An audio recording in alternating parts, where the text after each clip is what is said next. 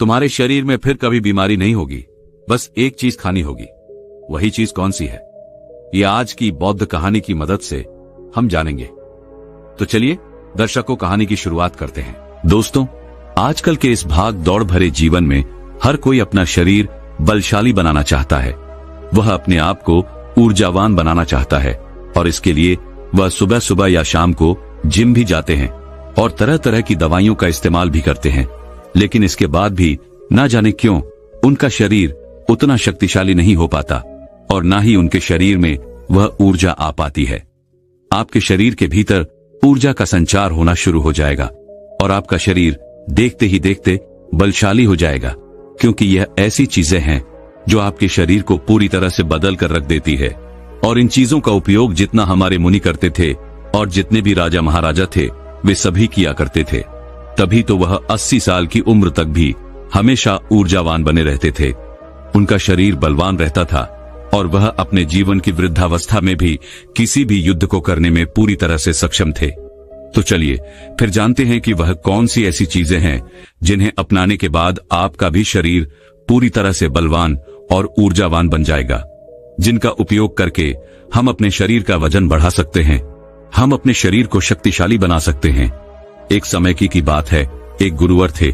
एक दिन उनके पास एक युवक आता है और वह उनसे हाथ जोड़कर कहता है, हे गुरुदेव, मैं आपके पास बहुत दूर से आया हूं। मैंने आपके बारे में बहुत कुछ सुन रखा है, कृपया करके आप मेरी समस्या का समाधान करें। इस पर वह गुरुवर उस युवक से कहते हैं, बेटा, तुम्हारा इतना दूर आने का क्या कारण है? उन गुरु की इस बात का जवाब देते हुए वो युवक कहता है, हे गुरुवर, देखने में तो मेरे शरीर में आपको कोई कमी नहीं लग रही होगी, लेकिन फिर भी मैं हमेशा थका थका रहता हूं। मेरा मन किसी भी काम में नहीं लगता। मैं जब भी किसी काम को शुरू करता हूं उससे पहले ही मेरा मन हार मान लेता है। ऐसा प्रतीत होता है कि मेरे शरीर में मानो ऊर्जा ही नहीं बची। अभी तो मेरी उम्र केवल 27 वर्ष की ही है, लेकिन अभी से मेरे चेहरे पर झुर्रियां पड़ने लगी हैं। मैं दिन भर आलस से भरा रहता हूं। मेरा शरीर बीमारियों से घिरा रहता है। मेरे शरीर में बहुत सारी बीमारियों ने घर कर लिया है। इसलिए आज मैं आपके पास आया हूं, क्योंकि मैंने आपके बारे में बहुत सारी बातें सुन रखी हैं। मैंने सुना है कि किस तरह से आप लोगों का जीवन बदल देते हैं, किस तरह से आप लोगों को बलवान और ऊर्जावान बना देते हैं। इसीलिए आप मुझे कुछ ऐसा उपाय बताएं जिससे मेरा शरीर पहले से अधिक बलशाली हो जाए और मेरे शरीर में ऊर्जा का संचार हो और साथ ही मुझे कोई बीमारी भी ना हो और मेरा मस्तिष्क अच्छी तरह से कार्य कर सके, किसी भी काम में मन लगा सके। उस युवक की सारी बातें सुनने के बाद वह गुरु उस युवक से कहते हैं, बेटा, आज मैं तुम्हें ऐसी 5 चीजें बताने वाला हूं जिसे अपनाकर तुम आसानी से अपने शरीर को शक्तिशाली बना सकते हो। तुम्हारा शरीर ऊर्जा से भरपूर हो जाएगा और तुम्हारा मन भी हर काम में लगेगा। आज जो भी मैं तुम्हें बताने जा रहा हूं उसे बहुत ध्यानपूर्वक सुनना, क्योंकि इनका नियमित रूप से उपयोग करने से ना तो तुम्हें कोई बीमारी होगी और ना ही तुम्हें थकान महसूस होगी, बल्कि तुम पूरे दिन ऊर्जा से भरे रहोगे और तुम्हारा मस्तिष्क भी अच्छी तरह से कार्य कर पाएगा। लेकिन इससे पहले कि मैं तुम्हें उन 5 चीजों के बारे में बताऊं, उससे पहले तुम्हें यह समझना होगा कि आखिर हमारे साथ यह तकलीफ क्यों होती है। हम में से अधिकांश लोगों को यह समस्याएं क्यों होती हैं। इतना कहकर वह गुरुवर उस युवक को यह समझाने का प्रयास करते हैं कि आखिर तुम्हारे भीतर यह समस्याएं क्यों हैं। आगे वह गुरुवर कहते हैं, बेटा, हमारा शरीर पोशाक तत्वों से बना है, फिर चाहे वह कोई भी अंग क्यों ना हो। हमारी मांसपेशियां भी पोशाक तत्वों से ही बनती है और अगर पोशाक तत्वों की शरीर में कमी रहती है तो आपके शरीर के प्रति हर एक अंग पर इसका प्रभाव अवश्य देखने को मिलता है। इसीलिए यदि तुम स्वस्थ रहना चाहते हो, तुम चाहते हो कि तुम्हारा शरीर ऊर्जावान बना रहे, तुम शक्तिशाली रहो, तो इसके लिए आपको पर्याप्त मात्रा में पोशाक तत्व तो लेने ही होंगे। इस पर वह युवक उन गुरुवर की बात काटते हुए कहता है, हे गुरुवर, परंतु हमें यह पोशाक तत्व किस तरह से प्राप्त होंगे? इस पर वह गुरुवर मुस्कुराते हुए उस युवक से कहते हैं, बेटा, जब व्यक्ति को यह पता ही नहीं होता कि पोशाक तत्व किन औषधि से मिलता है तो वह इनसे वंचित रह जाता है। हो सकता है तो हमारे शरीर की मरम्मत करने का काम भी करता है और इन्हीं से हमारे शरीर का विकास होता है। इसलिए अब जो भी मैं तुम्हें बताने जा रहा हूं उसे बहुत ध्यानपूर्वक सुनना, क्योंकि इससे तुम्हारा पूरा जीवन बदल जाएगा। इतना कहकर वह गुरुवर उस व्यक्ति से कहते हैं, बेटा, यह जो हमारी धरती है, ये हमें बहुत ही कम पैसों में ऐसी चीजें उपलब्ध करवा देती हैं जिनको कि गरीब से गरीब व्यक्ति भी बहुत आराम से खरीद सकता है। और यहीं से हमें वो औषधियां भी मिलती हैं जिनसे हमारे शरीर को पोषक तत्व प्राप्त होते हैं। आगे गुरुवर उस युवक को कहते हैं, बेटा, हमारे शरीर में पोषक तत्वों का निर्माण 2 तत्वों से होता है जिसे हम अमीनो कहते हैं। ये अमीनो अम्ल जब जुड़ता है तो इसकी एक और इसके जुड़ने से हमारे शरीर में पोषक तत्वों का निर्माण होता है। और ये जो अमीनो अम्ल होते हैं ये भी 2 प्रकार के होते हैं, जिनमें पहले वो होते हैं जिनको आपका शरीर अपने आप ही बना लेता है, और दूसरे वो जो आपको आपके आहार से प्राप्त होते हैं। इसलिए एक बात अवश्य ध्यान रखना कि जो भी आप आहार करते हैं, यदि उसके अंदर अमीनो अम्ल नहीं होते तो आपके शरीर में विभिन्न प्रकार के तत्व की कमी हो जाती है, जिसका असर आपके शरीर पर भी पड़ता है। और इसके फलस्वरूप आपका शरीर भीतर ही भीतर कमजोर होने लगता है और आप थके थके महसूस करने लगते हैं। और इस अवस्था में किसी भी काम को करने में आपका मन नहीं लगता और आपके शरीर की हड्डियां भी कमजोर होने लगती हैं, जिससे कभी कभी हमारे शरीर की हड्डियों में हमें दर्द भी महसूस होता है। और साथ ही हमारे शरीर की जो मांसपेशियां हैं वो भी ढीली पड़ने लगती हैं और हमारे शरीर की ऊर्जा भी खत्म हो जाती है। चेहरे की चमक चली जाती है, हमारे बाल सफेद हो जाते हैं, आंखों की रोशनी भी कम होने लगती है। इसलिए इनका संतुलन हमें बनाकर रखना चाहिए। यदि इनका संतुलन बिगड़ा तो आपके शरीर में तरह तरह की बीमारियां उत्पन्न हो जाएंगी और फिर हम तरह तरह की बीमारियों से गिर जाएंगे। आगे वह गुरु उस युवक से कहते हैं, इसलिए इन सब का संतुलन बनाए रखने के लिए अब जो चीजें मैं तुम्हें बताने जा रहा हूं उसका नियमित रूप से इस्तेमाल करना होगा, तभी वह चीजें तुम्हारे शरीर को ऊर्जावान और बलवान बना पाएंगी। आगे वह गुरु उस युवक को पहली चीज बताते हुए कहते हैं, बेटा, आप चाहे कितना भी आहार क्यों ना खा लो, लेकिन आपको वो पोषक तत्व नहीं मिल पाएगा जो आपको पनीर से मिलता है। आयुर्वेद में पनीर को पोषक तत्वों का खजाना कहा जाता है।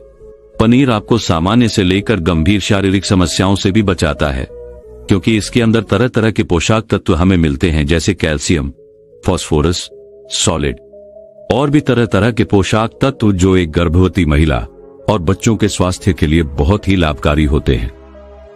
पनीर में मौजूद विटामिन डी और कैल्शियम आपको कैंसर के खतरे से बचाते हैं, और इसमें मौजूद कैल्शियम और फास्फोरस जिसकी मदद से आपकी हड्डियों को मजबूती मिलती है। और साथ ही साथ पनीर खाने से दिल की बीमारियों से भी राहत मिलती है। इसमें पाए जाने वाला सेलेनियम नामक एंटीऑक्सीडेंट लंबे समय तक आपको जवान बनाए रखता है, आपको भीतर से पूरी तरह से स्वस्थ रखता है, जिससे आप ऊर्जावान बने रहते हैं और बीमार नहीं पड़ते।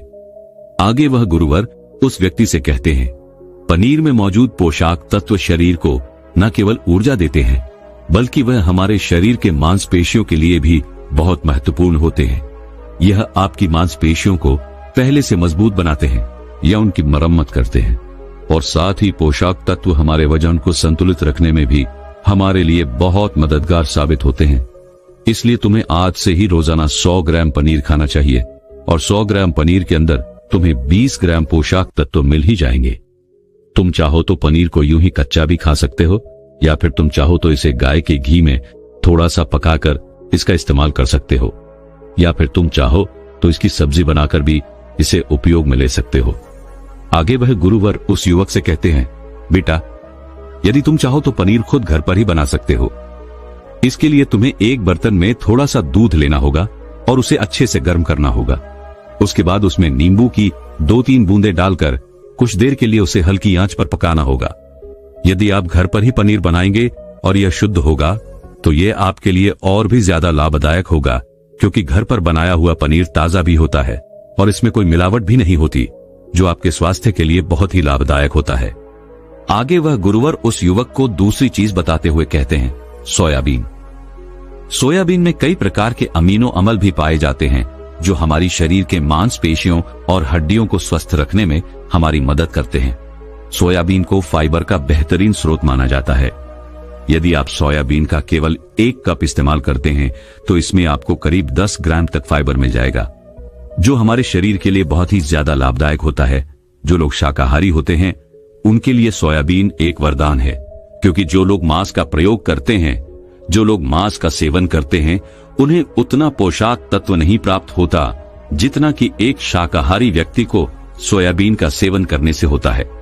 सोयाबीन में हमें पोषक तत्व के साथ साथ आयरन भी पर्याप्त मात्रा में मिलता है, जिससे आपके शरीर के अंदर खून की कमी कभी नहीं होती। सोयाबीन फैट्स का बहुत ही बेहतरीन स्रोत है। इसमें जरूरी ओमेगा से ओमेगा 3 भी पाया जाता है। यह दिल की सेहत के लिए बहुत लाभकारी होता है और यह हमारे शरीर के भीतर कई सारी बीमारियों से लड़ता है और हमारे शरीर को हमेशा स्वस्थ रखने में हमारी मदद करता है। शरीर की दुर्बलता, बालों और त्वचा की तमाम समस्याओं को दूर करने के लिए सोयाबीन को बहुत कारगर माना गया है। इसका इस्तेमाल करने से आपका शरीर भी पहले से अधिक बलशाली होने लगेगा। सोयाबीन शरीर में नई कोशिकाओं को बनाता है और इसके साथ ही पुरानी कोशिकाओं की मरम्मत भी करता है। सोयाबीन के सेवन से शरीर में कुछ ऐसे जरूरी हार्मोन निकलते हैं जिससे हमारा मानसिक संतुलन पहले से बेहतर होने लगता है। सोयाबीन के सेवन से हमारी हड्डियां पहले से अधिक मजबूत होने लगती हैं और इसके लगातार प्रयोग से आपका रक्तचाप भी नियंत्रण में रहता है। आगे वह गुरुवर उस युवक से कहते हैं, लेकिन मेरी एक बात और याद रखना, इसका उपयोग केवल 100 ग्राम ही करना, क्योंकि 100 ग्राम सोयाबीन में आपको 36 ग्राम प्रोटीन मिल जाएगा और इतना हमारे शरीर के लिए बहुत है। इसके लिए तुम्हें पहले सोयाबीन को थोड़ी देर पानी में भिगोकर रखना है और पानी में भीगने की वजह से जब वह नरम हो जाएगा तब तुम आराम से उसका सेवन कर सकते हो। आप चाहें तो इसे कच्चा भी खा सकते हैं या फिर इसकी सब्जी बनाकर भी आप इसका सेवन कर सकते हैं। आगे वह गुरुवर उस युवक को तीसरी चीज बताते हुए कहते हैं, अंकुरित दाल का प्रयोग करो। दाल में आपको हरी मूंग की दाल, मूंग के छिलके वाली दाल और चने की दाल का भी सेवन करना है। ये तीनों ही पोषक तत्वों का बहुत अच्छा स्रोत है। इन तीनों में आपको भरपूर मात्रा में फाइबर मिल जाता है। जब आपके शरीर में फाइबर अच्छी मात्रा में होता है तो ये आपके पाचन के लिए बहुत ही लाभकारी होता है।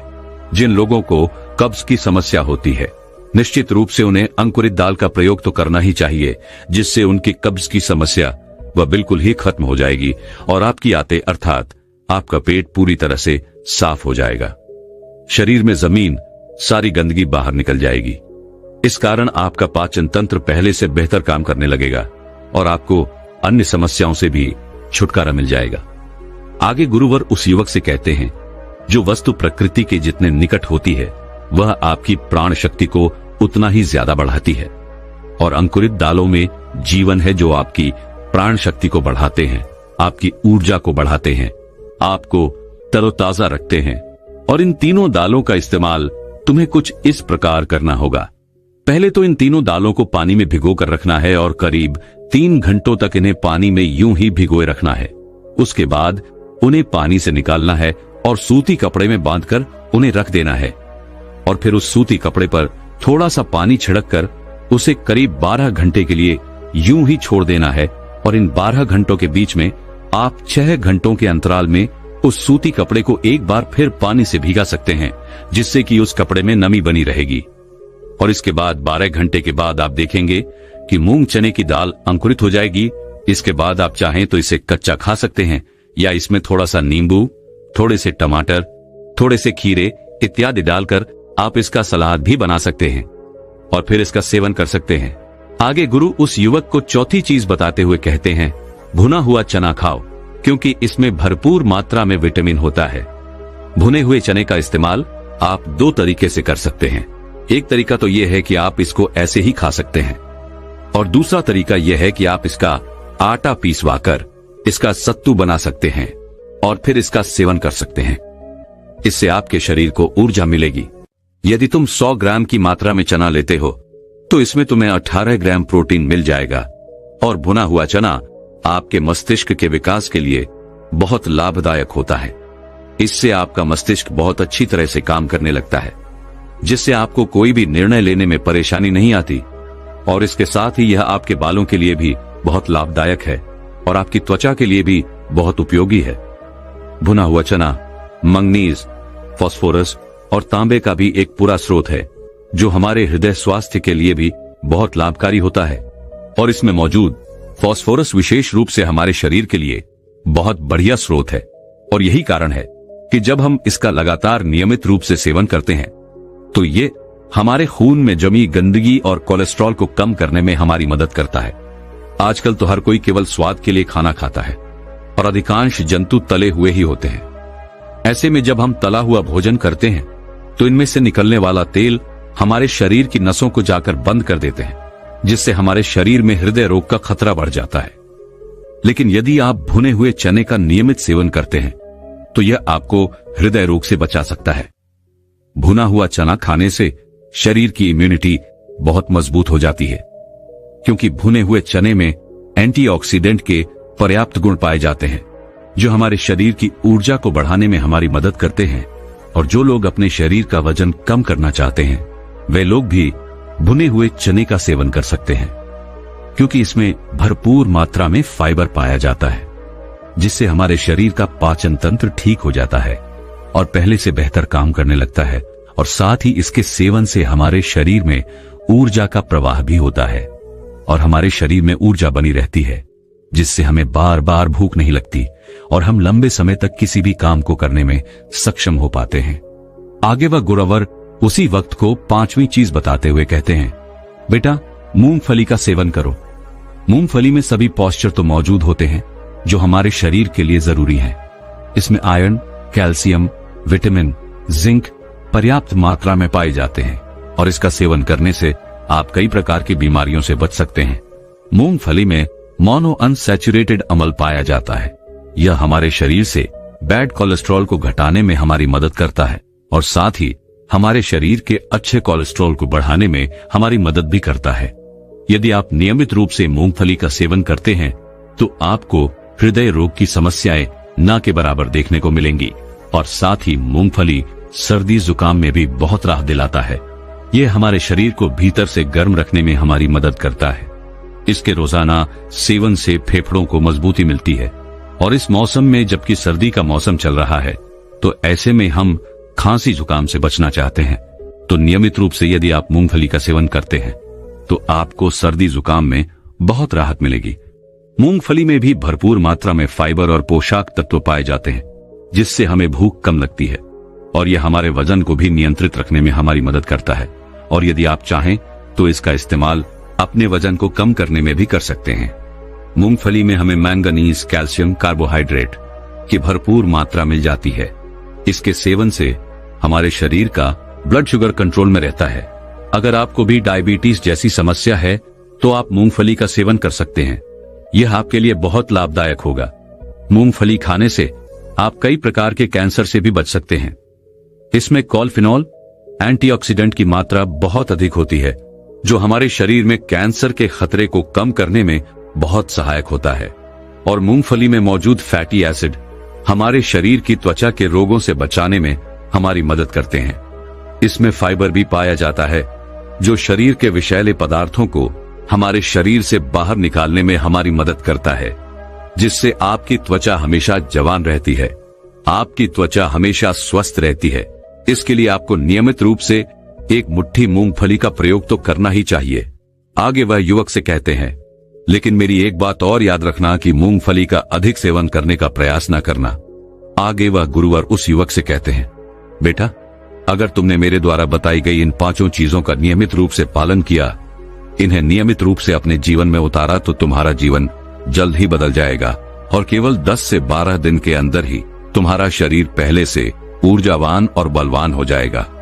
तुम पहले से बहुत अच्छा महसूस कर पाओगे और यदि तुम नियमित रूप से इनका सेवन करते रहते हो तो भविष्य में भी तुम्हें बहुत ही कम समस्याओं का सामना भी करना पड़ेगा। इतना कहकर वह गुरुवर शांत हो गए और वह युवक भी अब यह समझ चुका था कि उसे क्या करना है। उसने उन गुरु का प्रणाम किया और वापस अपने घर लौट गया। तो दर्शकों, चलिए अब शरीर को बलवान बनाने के लिए और क्या क्या करना चाहिए, इस विषय पर अगली प्रसिद्ध कहानी की शुरुआत करते हैं। दोस्तों, बहुत समय पहले की बात है। एक नगर में एक व्यक्ति रहा करता था। वह व्यक्ति हमेशा बीमार रहता था। वह हमेशा बीमारियों से ग्रसित रहता था, जिस कारण वह बहुत परेशान रहता, चिंतित रहता। उसने कई प्रकार की औषधियां भी ली, कई प्रकार के चिकित्सकों से सलाह भी ली। हर किसी ने उसे तरह तरह की दवाइयां दी। किसी ने उसकी बीमारी का इलाज कुछ बताया तो किसी ने उसे कुछ और ही तरीका बताया, लेकिन कोई भी तरीका उसकी बीमारी पर काम नहीं कर पा रहा था। वह बहुत परेशान हो चुका था, बहुत हताश हो चुका था। वह भीतर ही भीतर पूरी तरह से टूट चुका था। उसने सारी उम्मीदें खो दी थी। उसे बस यही लग रहा था कि इससे तो अच्छा होता ईश्वर मुझे अपने पास बुला लेता, कम से कम इन रोज रोज की बीमारियों से पीछा तो छूटता। इसी कारण वर्ष वह हमेशा चिंता में रहता, निराश रहता। तभी एक दिन उसके पास उसका एक मित्र आया। उसने उसे एक साधु के बारे में बताया। वह साधु लोगों का इलाज बिना किसी औषधि, बिना किसी दवाइयों के करते थे। उनके इलाज करने का तरीका बहुत अनोखा था। ना ही वह किसी को किसी प्रकार की दवाइयां देते और न ही वो किसी प्रकार का उन्हें परहेज बता देते, लेकिन जो भी उनके पास जाता था वह पूरी तरह से स्वस्थ और तंदुरुस्त हो जाता। जब उस व्यक्ति के मित्र ने उन साधु के बारे में उसे बताया तो उस व्यक्ति से रहा नहीं गया। तुरंत ही उन साधु से मिलने के लिए जा पहुंचा। जब वह वहां गया तो उसने उन साधु से कहा, है गुरुवर, मैंने आपके बारे में बहुत सुना है। मैंने यह सुना है कि आप किसी की भी बीमारियां ठीक कर सकते हैं। ना ही आप उसे कोई औषधि देते हैं और ना ही उसे कोई उपाय बताते हैं, फिर भी वे लोग पूरी तरह से स्वस्थ और तंदुरुस्त हो जाते हैं। यह बहुत अद्भुत बात है और यह सुनकर ही मैं आपके पास आया हूं। लेकिन मैं यह जानना चाहता हूं, क्या आखिर बिना औषधियों के, बिना दवाओं के हमारा शरीर कैसे ठीक हो सकता है? हमारे शरीर की बीमारियां कैसे खत्म हो सकती हैं? आगे वह व्यक्ति उन साधु से कहता है गुरुवर, देखने में तो मेरा शरीर बहुत ही हट्टा कट्टा है और मैं मोटा भी हूं, और इसी मोटापे के कारण मेरे शरीर में ना जाने कितनी प्रकार की बीमारियां हैं और इसके कारण वर्ष में बहुत परेशान हूं। जब भी मैं किसी चिकित्सक के पास जाता हूं तो वो यही कहता है कि तुम बहुत मोटे हो, अपना वजन घटा लो, तुम्हारी सारी बीमारियां ठीक हो जाएंगी। जिसके लिए वो मुझे कुछ औषधियां, कुछ दवाइयां भी देते हैं, लेकिन वो दवाइयां कुछ काम नहीं करती और मेरी बीमारियां ठीक नहीं हो पाती है गुरुवर। वैसे तो मैं खुद भी नहीं जानता हूं कि मेरे शरीर में कौन कौन सी बीमारियां हैं। जैसे यदि मैं कुछ दूर चलता हूं तो मेरी सांस फूलने लग जाती है। इसके अलावा जब मैं चलता हूं तो मेरे घुटनों में दर्द भी महसूस होता है। मेरे दिल की धड़कन तेज हो जाती है, जिस कारण हृदय के रुकने का खतरा भी होता है। ऐसी न जाने कई सारी बीमारियां मेरे शरीर को घेर रखी हैं और मैं इनसे छुटकारा पाना चाहता हूं। मैं बहुत परेशान हो चुका हूं। मैंने आज तक जितनी भी औषधियां ली है, जितनी भी दवाइयां ली हैं, वे सारी दवाइयां, वे सारी औषधियां मेरे किसी काम की नहीं। वे सभी मेरे बीमारियों को ठीक नहीं कर पाई। इसी कारण मैं बहुत परेशान हूं, बहुत चिंतित हूं और इसी कारण वर्ष आज मैं आपके पास आया हूं। मेरा आधा जीवन यूं ही व्यर्थ हो चुका है। कृपया करके मुझे कोई ऐसा तरीका बताएं जिससे मैं अपनी बीमारियों को खुद ही ठीक कर लूं, मुझे किसी चिकित्सक के पास ना जाना पड़े। इस पर वह साधु मुस्कुराने लगे और उस युवक से कहते हैं, क्या तुम्हें पूरा विश्वास है कि तुम अपने शरीर की बीमारियों को खुद ठीक कर सकते हो? क्योंकि यह विश्वास ही है जो तुम्हें तुम्हारी बीमारियों से मुक्त कर सकता है। जिन्हें खुद पर विश्वास होता है वे लोग अपने जीवन में कुछ भी हासिल कर लेते हैं। ठीक उसी प्रकार यह चीजों में खुद पर विश्वास होगा तो तुम अवश्य ही अपनी बीमारी को ठीक कर पाओगे। अन्यथा यदि तुम्हें खुद पर विश्वास ही नहीं तो तुम अपने जीवन में कभी कुछ नहीं पा सकते, और तो और ना ही तुम अपने बीमारियों का इलाज कर सकते हो। यदि तुम्हें खुद पर विश्वास है तभी मैं तुम्हें वह तरीके बता सकता हूं, अन्यथा तुम यहां से जा सकते हो। यह उपाय तुम्हारे किसी काम का नहीं, क्योंकि यदि तुम्हें खुद पर विश्वास न हुआ, तुम्हें यह तरीके बता भी दो, तब भी तुम अपने आप से अपनी बीमारियों को ठीक नहीं कर पाओगे। इसलिए मेरा यह तरीका तुम्हें बताना भी व्यर्थ हो जाएगा। इस पर वह युवा उन साधु से कहता है गुरुवर, मुझे खुद पर पूरा विश्वास है और इसी कारणवश मैं आज आपके पास आया हूं। यदि आपको मुझ पर विश्वास नहीं है तो बताइए मुझे क्या करना होगा जिससे मैं आपको यह यकीन दिला सकूं कि मुझे खुद पर पूरा यकीन है, मुझे खुद पर पूरा विश्वास है कि मैं अपने खुद की बीमारियों को ठीक कर सकता हूं। इस पर वह गुरु उस युवक से कहते हैं, देखो, हमारा शरीर हमें संकेतों के माध्यम से यह समझाने का प्रयास करता है कि हमारे शरीर में क्या तकलीफें हैं और हमें उसे कैसे ठीक करना है, लेकिन हम कभी भी अपने शरीर के उन संकेतों को समझ नहीं पाते। हम उसे हमेशा नजरअंदाज कर देते हैं, जिस कारण ही हम अनेकों प्रकार की बीमारियों से ग्रसित हो जाते हैं और यह मायाजाल इसी तरह से चलता चला जाता है। इसलिए सबसे पहले तुम्हें अपने शरीर के संकेतों को समझना होगा, तभी तुम अपनी बीमारियों को समझ पाओगे और उनका इलाज भी कर पाओगे। और इसके लिए तुम्हें ध्यान करना होगा। क्योंकि ध्यान ही वह मार्ग है जिसे तुम अपने आप को समझ पाओगे, अपने शरीर के उन संकेतों को समझ पाओगे, अपने शरीर में होने वाले उन बदलाव को महसूस कर पाओगे। उसके बाद ही तुम्हें यह पता चल पाएगा कि तुम्हारे शरीर में क्या कमी है और किस कारण वर्ष तुम बीमारी से ग्रसित हो। और जब एक बार तुम अपने शरीर को समझने लगोगे, उसके द्वारा दिए गए उन संकेतों को समझने लगोगे, तो तुम खुद का इलाज शुरू कर पाओगे, अपने शरीर को उन बीमारियों से बचा सकोगे। इसलिए सबसे पहला और मुख्य बिंदु है ध्यान। ध्यान के द्वारा तुम अपने शरीर में संवेदनशीलता पैदा कर सकते हो, जिससे तुम अपने शरीर के संकेतों को समझ सको, जान सको, उन्हें पहचान सको। उदाहरण के लिए, जैसा कि तुमने कहा था, तुम यदि थोड़ी देर भी चलते हो तो तुम्हारी सांस फूलने लग जाती है। लेकिन क्या तुमने कभी यह ध्यान दिया है कि आखिर तुम्हारी सांस क्यों फूल जाती है? तब तुमने पाया होगा कि तुम्हें तो एस्मा हो चुका है।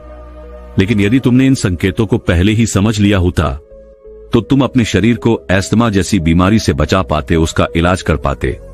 इसलिए अपने शरीर और अपने दिमाग में एक संबंध स्थापित करो, जिस संबंध के जरिए तुम्हारा मस्तिष्क यह समझ सके कि आखिर तुम्हारे शरीर में क्या चल रहा है, तुम आखिर किस बीमारी से ग्रसित हो।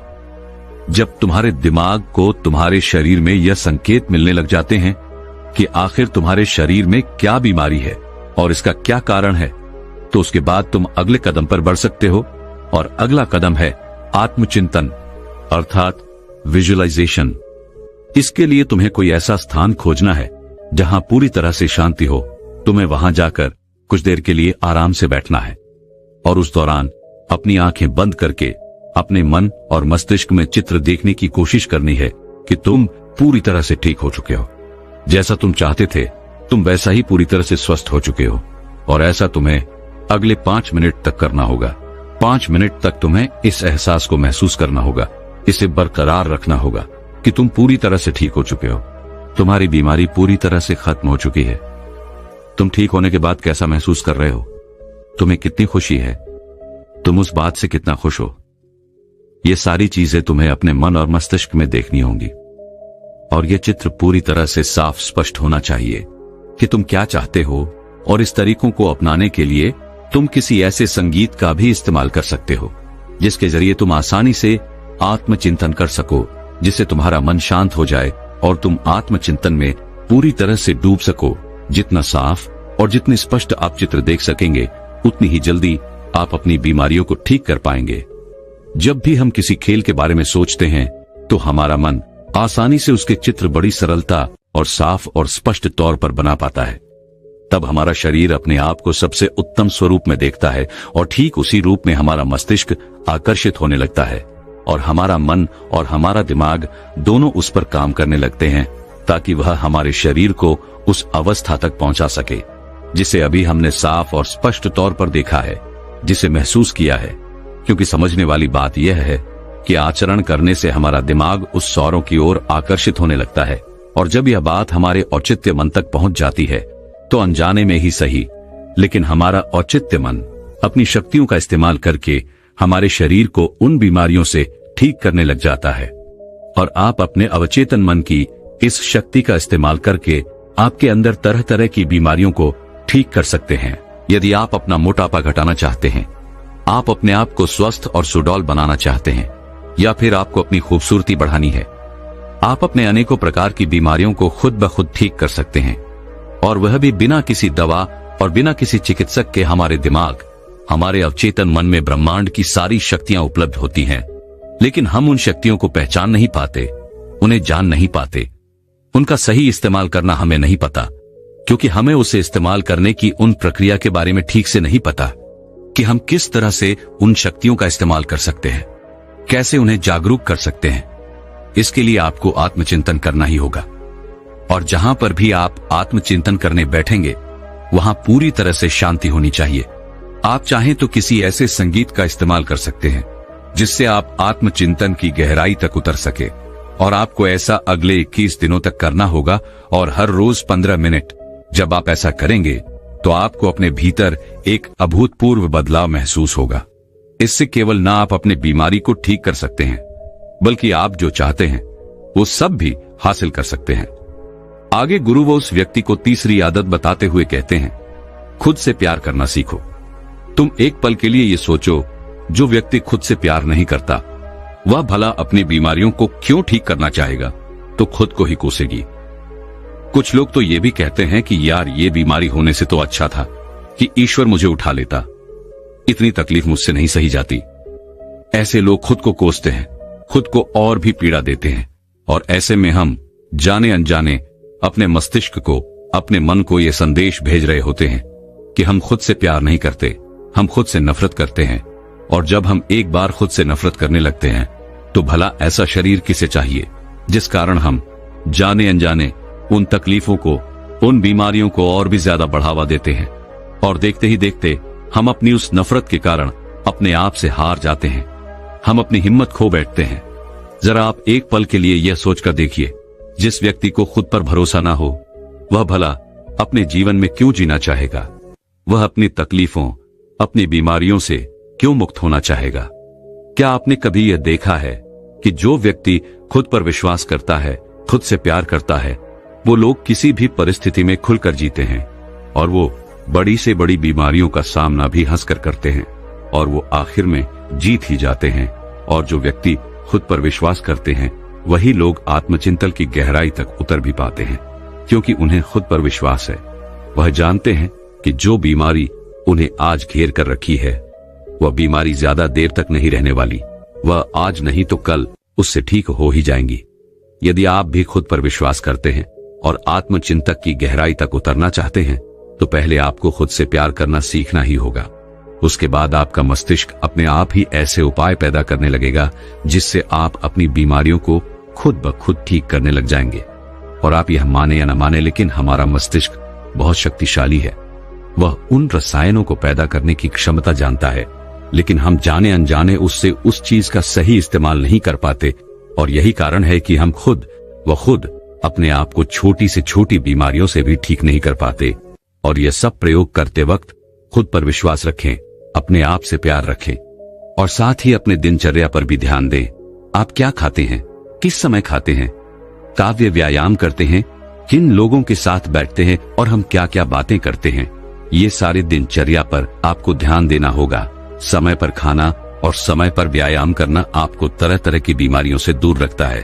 और वास्तविकता देखी जाए तो हम में से अधिकांश लोगों का दिमाग तभी बढ़ते हैं जब हम अपने दिनचर्या में बदलाव लाते हैं, जब हम समय पर खाना नहीं खाते, समय पर व्यायाम नहीं करते, समय पर हम अपने कामों को अंजाम नहीं देते, जिससे हमारे मन और मस्तिष्क में तनाव पैदा होने लगता है।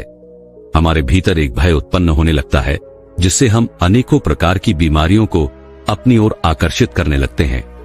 यदि आप समय से खाते हैं, पूरी नींद देते हैं, व्यायाम करते हैं, तो आप तनाव मुक्त जीवन जी सकते हैं। उसके बाद अनेकों प्रकार की बीमारियां आपसे कोसों दूर रहेंगी। आपको अपने दिनचर्या का पालन पूरी निष्ठा और ईमानदारी के साथ करना चाहिए। आगे वह साधु उस व्यक्ति से कहते हैं, अपने औचित्य मन को अपनी बीमारियों को ठीक करने के काम पर लगाएं। हमारे शरीर शक्तियों का भंडार है। हमारे शरीर में तरह तरह की शक्तियां हैं, लेकिन हम उन्हें नहीं जान पाते, उन्हें समझ नहीं पाते। यहां तक कि हम अपने मस्तिष्क अर्थात अपने अवचेतन मन की शक्तियों का भी ज्ञान नहीं रखते। इस प्रक्रिया के बारे में वह साधु महाराज बताते हैं कि जब भी तुम सोने के लिए बिस्तर पर जाते हो तो सोने से ठीक पहले अपने मन को शांत करो और अपने आप से यह कहो कि तुम पूरी तरह से ठीक हो, और इसे साफ स्पष्ट तौर पर देखने का प्रयास करो। यदि तुम यह निरंतर करते हो तो तुम्हारी बीमारियां जड़ से खत्म हो जाएंगी।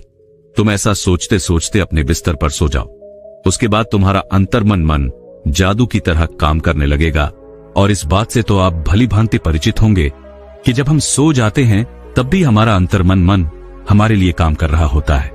लेकिन शायद आपको यह नहीं पता कि सोने से पहले हम अपने अंतर्मन को जो भी काम देते हैं वह पूरी रात उसी काम पर लगा होता है। इसीलिए रोज रात यह अभ्यास जरूर करें। देखते ही देखते आपका शरीर रोग मुक्त होने लगेगा। आप अच्छा महसूस करने लगेंगे, आप अपनी बीमारियों को ठीक करने लगेंगे। लेकिन याद रहे कि हमें रोज सोने से ठीक पहले करना है। यदि आप यह सोच रहे हैं कि क्या हम इसे दिन में कर सकते हैं, तो यह आपके लिए बिल्कुल काम नहीं करेगा, क्योंकि दिन में हमारा मन, हमारा मस्तिष्क अन्य कामों में व्यस्त होता है और ऐसे समय पर हमारे अवचेतन मन को समय नहीं मिल पाता कि वह आपकी बात सुने, आपकी बात पर अमल करे। लेकिन रात को सोते वक्त हमारा पूरा शरीर सो रहा होता है, हमारा चेतन मन शांत और स्थिर होता है, सो रहा होता है। ठीक उसी वक्त हमारा उच्चित्त मन जागरूक होता है और उसे उतना वक्त मिल जाता है कि वह आपके द्वारा दिए गए निर्देशों पर काम कर सके, अपनी पूरी शक्ति का इस्तेमाल कर सके। आगे वह साधु महाराज उस व्यक्ति से कहते हैं कि आज चाहे विज्ञान कितना भी आगे निकल चुका हो, आज भी बहुत सारी बीमारियां ऐसी हैं जिसके बारे में यह विज्ञान भी पता नहीं कर पाता।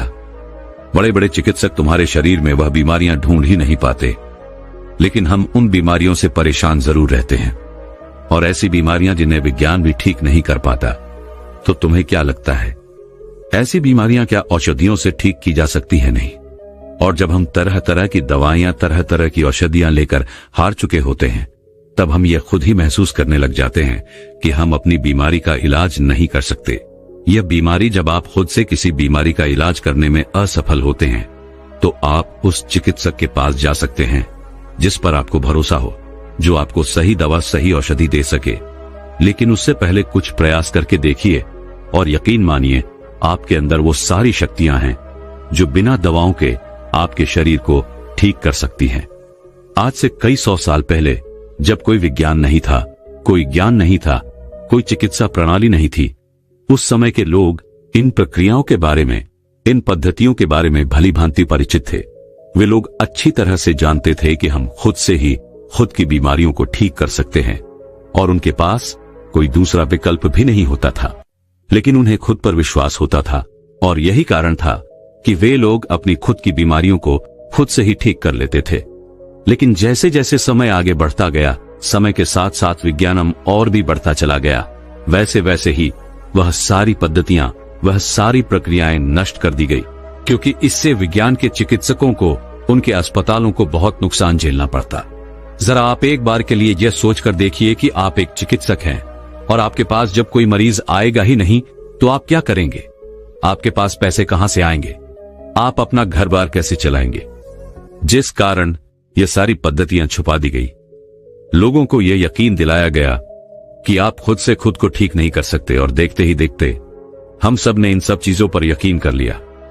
और अब तो हालत यह हो चुकी है कि हम चाहे छोटी सी बीमारी क्यों ना हो, जैसे ही हमें लगता है कि हमें यह बीमारी है, हम तुरंत किसी चिकित्सक के पास जाते हैं, क्योंकि हमें खुद पर विश्वास नहीं है, हमें खुद पर यकीन नहीं है, और उसका नतीजा यही है कि हम तरह तरह की बीमारियों से घिरे हुए हैं।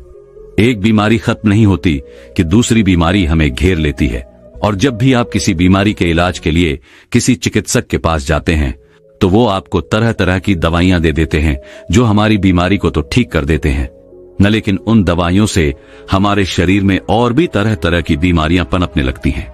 इस कहानी के माध्यम से साधु उस व्यक्ति को यह समझाने का प्रयास करते हैं कि तुम अपना इलाज स्वयं कर सकते हो। इस बात पर विश्वास करो, इस बात पर यकीन करो।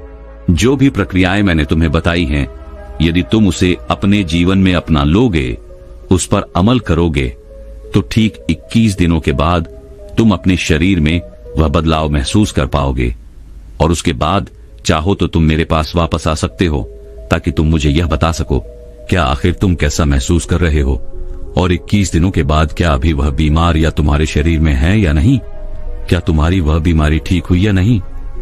उस व्यक्ति ने उन साधु की सारी बातें ध्यानपूर्वक सुनी, और उसके बाद उसने यह तय किया कि अब से वह उन साधु की बातें मानेगा, उन पर यकीन करेगा, और खुद पर विश्वास करके वह अगले 21 दिनों तक इसका निरंतर अभ्यास करेगा।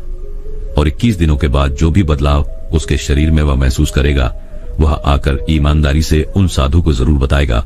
यही सोचकर वह उन कुरुतों को प्रणाम करता है और वापस अपने घर की ओर लौट जाता है। दोस्तों, मैं उम्मीद करता हूं कि यह कहानी सुनने से आपके जीवन में अच्छे बदलाव आए होंगे।